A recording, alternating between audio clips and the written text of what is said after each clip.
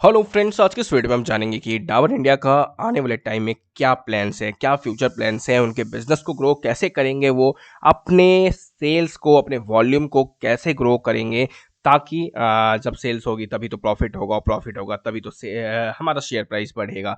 अगर यहाँ पे सेल्स में डिक्रीमेंट आ गया तो फिर प्रॉफिट नहीं होगा कंपनी को, और अगर कंपनी को प्रॉफिट नहीं होगा तो फिर कहीं ना कहीं सेल्स भी नहीं होती हुई दिखेगी। तो यही कहीं ना कहीं काफ़ी इंपॉर्टेंट है हमें जानना कि आखिरकार डाबर इंडिया के क्या फ्यूचर प्लान्स हैं। तो चलिए वीडियो को शुरू करते हैं और जानते हैं इसके बारे में। फर्स्ट ऑफ ऑल, अगर आप डाबर इंडिया को देखोगे रिसेंट टाइम में ये स्टॉक काफ़ी अच्छा खासा, मतलब कि उतना नहीं चल रहा है। लोगों को फिर डाउट होने लग जाता है कि क्या पैसा बनेगा नहीं बनेगा। तो अगर आप देखोगे डाबर इंडिया की, अगर आप वेबसाइट पे जाके हिस्ट्री चेकआउट करोगे तो डाबर 1884 में स्टार्ट हुआ था और इनकी काफ़ी एक इंटरेस्टिंग स्टोरी है। आप जाके इनके वेबसाइट पे पढ़ सकते हो। 135 से ज़्यादा साल हो चुके हैं, काफ़ी पुरानी कंपनी है, ये आपको ध्यान में रखना चाहिए। यहाँ पे पूरा आपको बताया गया कि कैसे डाबर इंडिया एक जीरो टू हीरो बनती हुई दिख रही है। अगर आप इस कंपनी का मार्केट कैप की बात करोगे तो आज जीरो से 93,000 करोड़ के आसपास पहुंचता हुआ दिख रहा है। बहुत ही जल्दी ये 1 लाख को भी हिट कर जाएगा। तो कैसे ये कंपनी जीरो से इस लेवल तक पहुंची है, ये कहीं ना कहीं आप हिस्ट्री पढ़ के जान सकते हो। तो इससे अगर आप पढ़ोगे तो कहीं ना कहीं आपको कॉन्फिडेंस आता हुआ दिखेगा। जब ये पढ़ोगे तो आपको ये लगेगा कि कंपनी लगातार कहीं ना कहीं अपने बिजनेस को एक्सपेंड करने के लिए, अपने मार्जिन्स को एक्सपेंड करने के लिए कहीं ना कहीं लगातार एक्विजिशन करती रहती है। रिसेंट टाइम में अगर आप देखोगे हमारे पास डाबर इंडिया ने फिर से एक एक्विजिशन किया था स्पाइसेस में एंट्री के लिए। तो कहीं ना कहीं मैनेजमेंट जो है अपने हर 3 से 4 साल के अंदर यहाँ पे मतलब कि एक्विजिशन करते रहती है, और जिसके कारण क्या होता है, कहीं ना कहीं इनके सेल्स के नंबर्स आपको अच्छे दिखेंगे, मतलब कि बढ़ते हुए ही दिखेंगे, डिक्रीमेंट नहीं दिखेगा। जरा देखते हैं डाबर इंडिया का सेल्स कैसे रहे हैं लास्ट 10 ईयर्स में। तो अगर आप जाकोगे प्रॉफिट एंड लॉस में 5200 करोड़ के आसपास मार्च 2012 में सेल्स था। और अगर आप नोटिस करोगे एक भी ईयर ऐसा नहीं हुआ है कि जब इनके सेल्स नीचे चले गए हों। ऑलमोस्ट यस, अगर आप देखोगे यहाँ पे जो है 2015, 16, 17 यहाँ पे थोड़ा सा कांस्टेंट रहा इनका सेल, लेकिन फिर से उसके बाद एक्सपैंड किया है।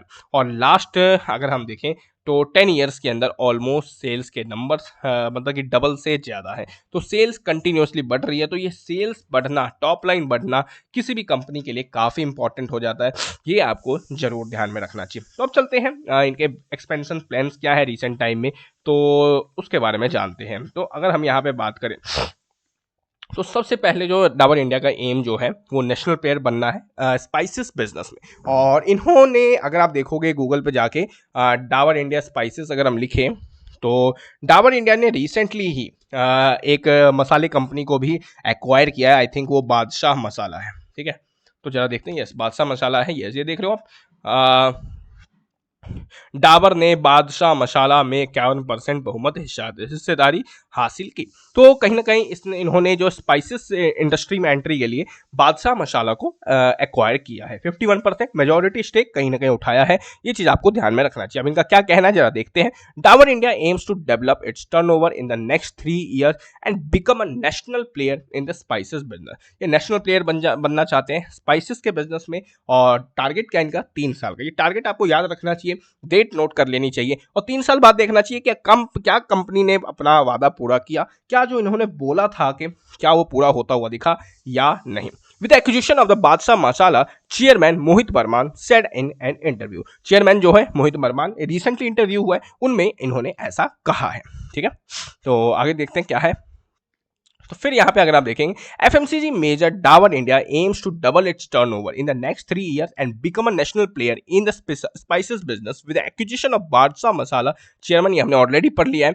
Pointing out that the spices business is in India is fragmented and very regional with each state having its own preference. इनका क्या कहना है इनके सीईओ का कि जो स्पाइसेस का जो बिजनेस है, कहीं ना कहीं हर स्टेट की अपनी अपनी प्रेफरेंस है, किसी को कुछ पसंद है, किसी को कुछ पसंद है। Burman says here is a huge opportunity in this space. इनके जो चेयरमैन है उनको ऐसा लगता है कि इस फील्ड में कहीं ना कहीं काफी अच्छी खासी अपॉर्चुनिटी है। और ये ऐसा बोल रहे हैं, we are planning to go national with our product, we have retain the management. हमने ऑलरेडी इस चीज़ों पे मैनेजमेंट टीम को बिठाया है और उनको बोला है कि हमें बताओ कि हम इस फील्ड में कैसे अपने बिजनेस को एक्सपेंड कर सकते हैं, ठीक है, and make our products having national accepted. Burman ji जो है उन्होंने ऐसा कहा था। तो आगे चलते हैं, आगे उन्होंने क्या कहा और क्या टारगेट है। Burman believes that food and beverages business is looking more exciting at this point over the traditional beauty and personal care business. ये कहीं ना कहीं काफी इंपॉर्टेंट चीज है जो उन्होंने कही है कि इन्हें क्या लग रहा है कि जो फूड और बेवरेजेस बिजनेस जो है, ठीक है, वो कहीं ना कहीं काफी अच्छा लग रहा है over the traditional beauty and personal care business से। क्यों बोल रहे हैं ऐसा? क्योंकि अगर आप देखोगे ड्यूरिंग द कोविड-19 era we saw huge growth in the Ayurveda, क्योंकि उस समय कहीं ना कहीं सब हेल्थ कॉन्शियस हो गए थे। तो आयुर्वेद के जैसे कि च्यवनप्राश हो गया डाबर का, इनमें कहीं न कहीं लोगों को अपने हेल्थ को अच्छे रखने के लिए कहीं न कहीं उनको डाबर मतलब कि जो भी आयुर्वेद के प्रोडक्ट्स हैं उनकी डिमांड बढ़ी। लेकिन अब इनका कहना है कि वो चीज़ें नॉर्मल आती हुई दिख रही है और अब जो है हम ग्रोथ देख रहे हैं फूड बिज़नेस में, ठीक है?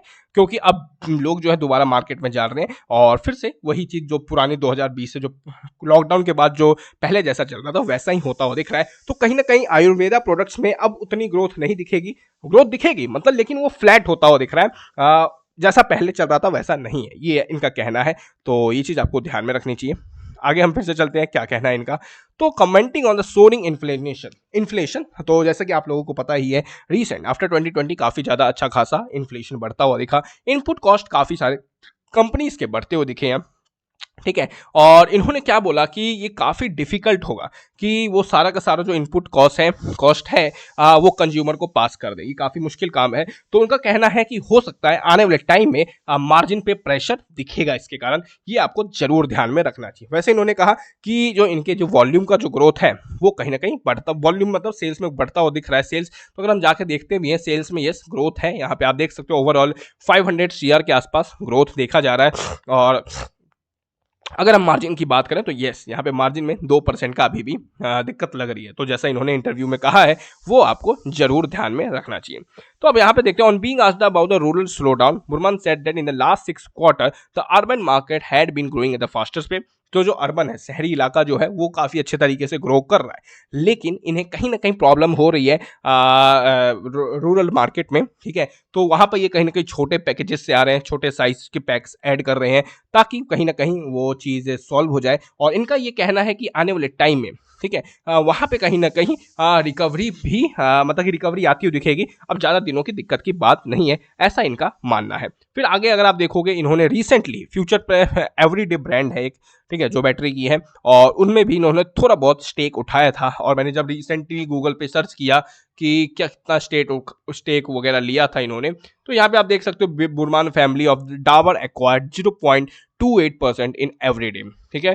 तो ये न्यूज़ कब है? आज से 1-1.5 साल पहले की न्यूज़ है। तो ये भी कहीं ना कहीं एक इंपॉर्टेंट चीज़ है। एज एन इन्वेस्टर आप लोगों को पता होना चाहिए कि कंपनी कहाँ पे एक्विजिशन कर रही है। तो एक्विजिशन इन्होंने रिसेंटली ही एवरीडे में भी किया था। तो जैसा मैंने बोला, कंपनी की आदत है एक्विजिशन पे करते जाना और कहीं ना कहीं अपने बिजनेस को एक्सपैंड करना, और ये काफ़ी इंपॉर्टेंट है। अगर नहीं करेंगे तो सेल्स कैसे बढ़ेगी, और सेल्स नहीं बढ़ेगा तो प्रॉफिट कैसे बढ़ेगा, वो चीज़ आपको ध्यान में रखना चाहिए। तो यहाँ पे आप देख सकते हो इनका क्या फ्यूचर प्लान है एवरीडे ब्रांड को लेके। तो बुरमान जी ने कहा कि जो फर्स्ट गोल है, ठीक है, तो इनका यही कहना है कि पहले तो पैसा देना पड़ेगा, first money in the alkaline battery business. पहले इनको पैसा इन्वेस्ट करना पड़ेगा, सिंपल सी बात है। बिजनेस को एक्सपेंड करना है तो ये कहीं ना कहीं अपना बिजनेस में पैसा लगाएंगे, ठीक है। डिस्ट्रीब्यूशन नेटवर्क को बढ़ाना पड़ेगा, ठीक है, और फिर मार्केटिंग पैसा खर्च करना पड़ेगा, ठीक है। और जो जैसी जैसी कंपनी जैसे कि फॉर एग्जाम्पल ड्यूरासेल है, उनसे फाइट करना पड़ेगा, ठीक है, क्योंकि ऑलरेडी उनकी अच्छी खासी मार्केट में प्रेजेंस है, और तभी वे अपने बिजनेस को ग्रो कर पाएंगे। और फिर अलग अलग मतलब कि प्रोडक्ट्स में अपने चीज़ों को, मतलब कि जो ब्रांड है उनको लॉन्च कर पाएंगे, ठीक है। तो टॉर्चेस हो गए, रिचार्जेबल टॉर्चेस हो गए, इन सब में भी लॉन्च कर आने वाले टाइम में ये आना चाहते हैं, ठीक है। तो ये इनका कहीं ना कहीं अभी रिसेंटली जो है ये टारगेट है। तो स्पाइसेस, एवरीडे इंडस्ट्रीज, इन पे कहीं ना कहीं इनका आने वाले टाइम में टारगेट हो सकता है। नेक्स्ट 3 ईयर्स कहीं ना कहीं मतलब कि ये स्पाइसेस पे फोकस करेंगे। तो देखना पड़ेगा कि स्पाइसेस कैसे ग्रो हो रहे हैं। प्लस अगर आप एक चीज़ और नोटिस करोगे कि डाबर इंडिया का टी भी आ चुका है। तो डाबर इंडिया का अगर हम टी की बात करें तो यहाँ पे देख सकते हो 15 नवंबर 2022 को, हो सकता है कुछ लोगों को नहीं पता होगा, तो डाबर इंडिया का एक और प्रोडक्ट्स है टी। तो इस पर भी आपको ध्यान रखना चाहिए कि कैसा परफॉर्म कर रहा है डाबर बेडिक टी, और ये कहीं ना कहीं अमेजॉन आपको फ्लिपकार्ट पे मिल जाएगा।